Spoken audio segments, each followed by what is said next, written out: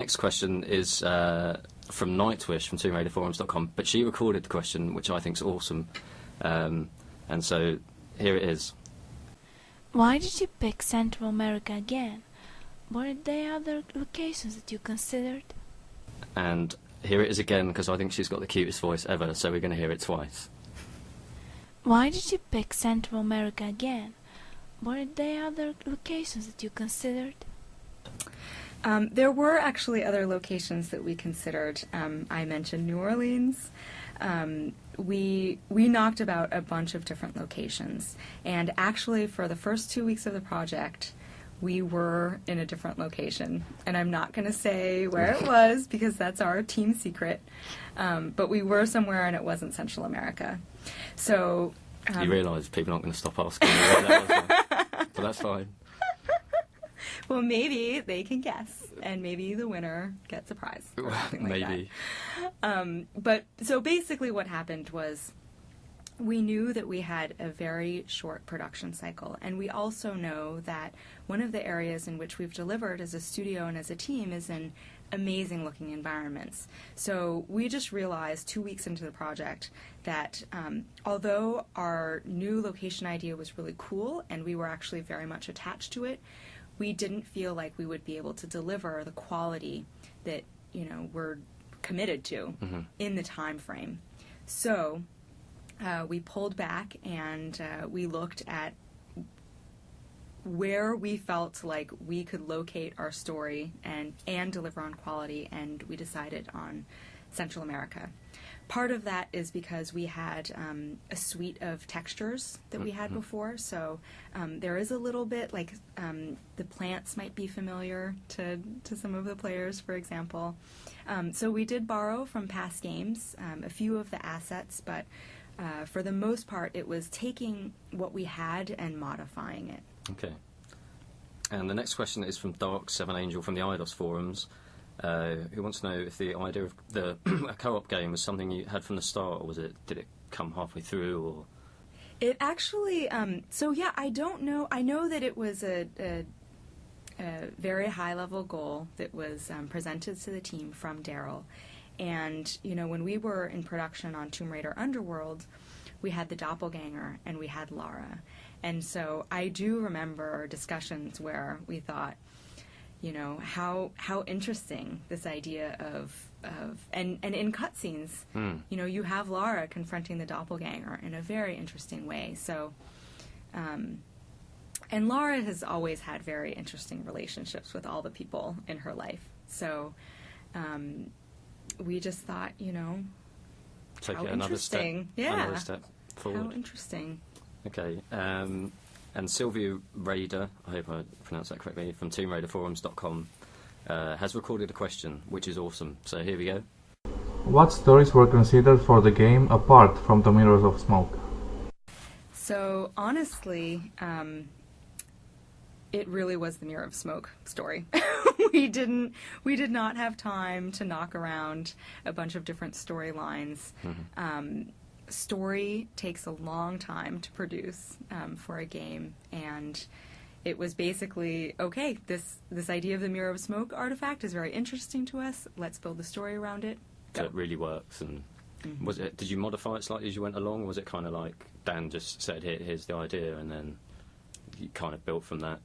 We really based the story around Dan's idea of this Mirror of Smoke.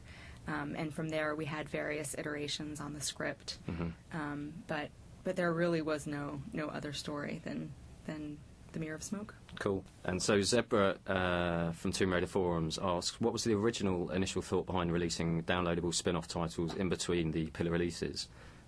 Was it that you wanted to have more time to develop the pillar releases and needed something to keep the fans busy in the meantime, or was it that you wanted to try out new stuff that with Lara Croft that would have been too risky to do in an actual Tomb Raider game? So we are really excited about the digital space, and we think as a studio that this is a very important space that is growing. And so, yes, we wanted to take risks in the digital space. And frankly, part of it is that when you have a smaller team, you can take bigger risks. For example, we have the zombie fish, Chompy.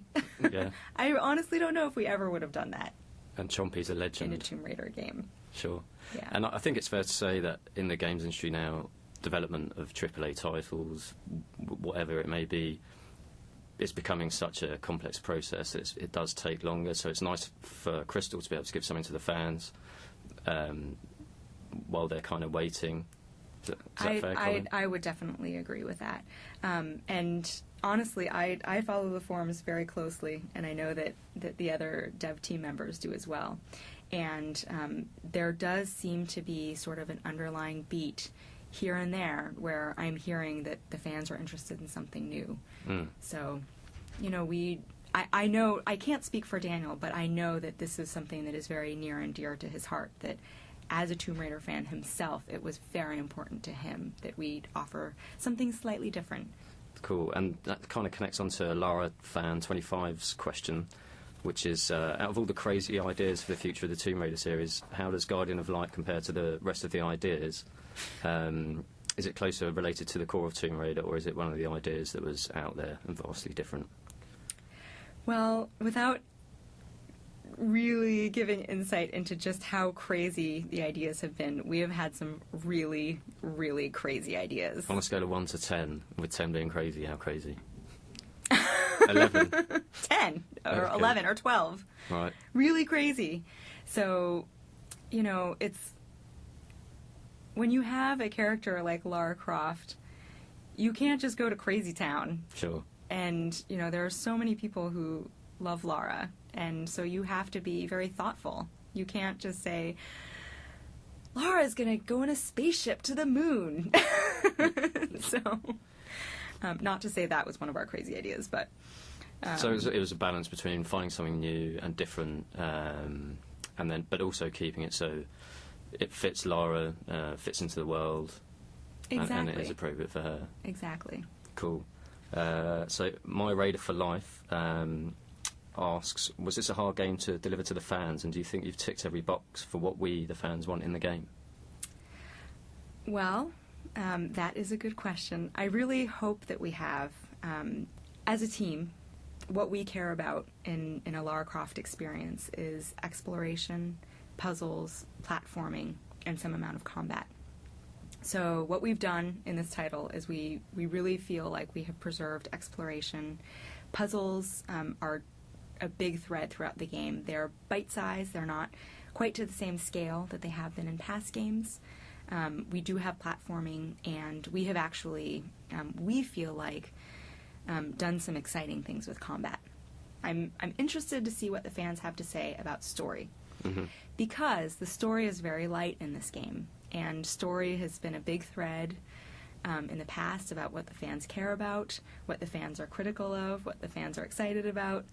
So we do have story in this game, but it is story light compared to the other games. Okay, and I from where I'm seeing, it's kind of like you've drawn some new boxes and ticked those as well, so it's not just like the boxes that to be ticked that you'd expect from a typical Yeah. Tomb Raider. There's some new elements in there, like the puzzles. For me, that there's a new dimension because it's the co-op aspect, which is a lot of fun. And as a community manager, I think that's awesome because it means a lot of the fans are going to get to talk to each other for the first time, which is something that they've never had to do before. So there's some new stuff in there as well. I think that you've achieved that people don't necessarily realise they want yet. But I think when people get their hands on the game, like Melanie Tomb Raider did, then they realise that it's a lot of fun and that there's a lot of new boxes that have been ticked. Yeah. So well done on that. Oh, thanks.